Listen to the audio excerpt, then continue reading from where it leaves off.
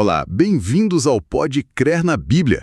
Hoje a gente vai mergulhar numa história incrível lá de Gênesis capítulo 41. É a narrativa de José, sabe, interpretando os sonhos do faraó lá no Egito. Vamos usar a Bíblia, a versão Almeida Revista e Fiel, para explorar como a providência divina e também uma liderança muito sábia aparecem nesse texto. Exato. E a história já começa com o faraó bem agitado, né? Por causa de dois sonhos. O primeiro, Gênesis capítulo 41, versículos 1 a 4, fala de 7 vacas gordas que são devoradas por 7 vacas magras. Uma imagem forte. E logo depois, nos versículos 5 a 7, ele sonha de novo. 7 espigas boas, cheias, sendo consumidas por 7 espigas miúdas, secas. E o interessante é o que vem no versículo 8. Ninguém no Egito, nem os magos, nem os sábios, conseguiu decifrar. Imagina a angústia do faraó. Pois é, e no meio dessa confusão toda na corte egípcia, surge uma luz, né?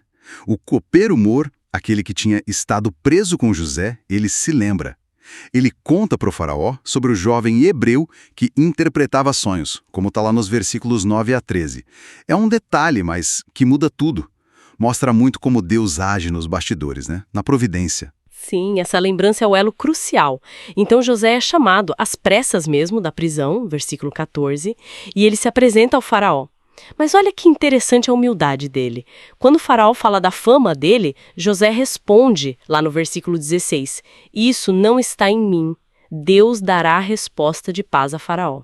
Ele na hora já direciona para Deus, né? Deixa claro que a habilidade não é dele. Exatamente. E a interpretação que ele dá, guiada por Deus, como a gente vê nos versículos 25 a 32, é direta.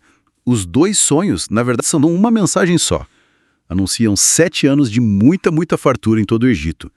Mas logo depois viriam 7 anos de uma fome terrível, severíssima. E José ainda frisa no versículo 32 que o sonho ter se repetido era um sinal. Tipo, olha, isso é de Deus mesmo e vai acontecer logo. Uhum. E o mais incrível é que José não para na interpretação, ele vai além. Ele apresenta um plano, uma solução prática, super sábia, tá lá nos versículos 33 a 36. Ele aconselha o faraó, olha, escolha um homem sábio, entendido, para cuidar do Egito. E mais, né, nomear administradores para recolher a 5ª parte de tudo nos anos bons, para guardar, para ter reserva, para fome. É fascinante essa virada, né? De intérprete de sonhos para estrategista de governo. Mostra que a sabedoria que vem de Deus tem aplicação prática, na gestão, na vida real, e a ideia agrada ao faraó e os oficiais dele. O versículo 37 diz isso. E o próprio faraó reconhece algo especial em José. Ele pergunta ali no versículo 38, acharíamos um homem como este, em quem haja o Espírito de Deus? Essa pergunta retórica já mostra a decisão, né? E aí vem a mudança radical na vida de José. Faraó o coloca como governador, o segundo no comando de todo o Egito. Os versículos 39 a 45 descrevem isso. Ele recebe o anel do faraó, veste linho fino, colar de ouro, ganha até um nome egípcio, Zafenate Paneaia, e uma esposa egípcia, Asenate. É uma ascensão meteórica, de prisioneiro a vice-rei praticamente. Incrível! E ele tinha só 30 anos quando começou tudo isso, né? O versículo 46 fala, e ele põe o plano em ação. Durante os 7 anos de fartura, descritos nos versículos 47 a 49, ele armazena tanto trigo que nem dava para contar. Nesse tempo, nascem os filhos dele, Manassés e Efraim. E os nomes têm um significado profundo, né? Sim, os versículos 51 e 52 explicam. Manassés é tipo, Deus me fez esquecer do meu sofrimento e da casa do meu pai. E Efraim, Deus me fez prosperar na terra da minha aflição. Mostra superação, gratidão a Deus no meio da bênção. E quando a fome chega, exatamente como previsto nos versículos 53 a 57, o Egito estava pronto. Virou o celeiro do mundo, salvando muita gente. Pois é. A história toda é um testemunho forte da soberania de Deus, né? Como ele guia os eventos. E também da importância de ouvir a direção dele e agir com sabedoria, com planejamento.